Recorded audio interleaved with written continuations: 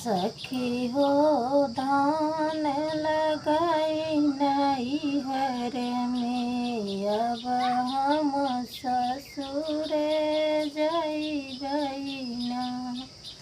सखी हो धान लगाई नैहर में, अब हम ससुर जइबैना। हम धान न हमरे रोपैया वही माई, जबरी से रोपवाई हमरे धान न रोपैया वही माई, जबरी से रोपवाई। जोक लगे हमरे पौआ में, सखी हम ससुर जइबैना। सखी हो धान लगाई नैहर में, अब हम ससुर जइबैना। बावन बियह बाबूक खेती, दिन भर खेती में रहेना।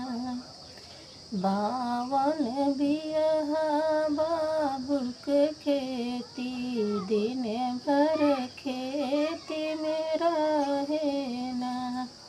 सखी हो धान लगे नैहर में, अब हम ससुर जइबैना।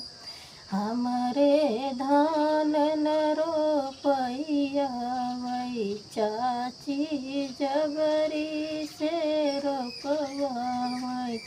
हमरे जोक लगे पौअन में, सखी हम ससुर जइबैना। सखी हो धान लगाई नैहर में, अब हम ससुर जइबैना। बावन बियह खेतियन के, दिन भर खेती रहबैना। सखी हो धान लगाई नैहर में, अब हम ससुर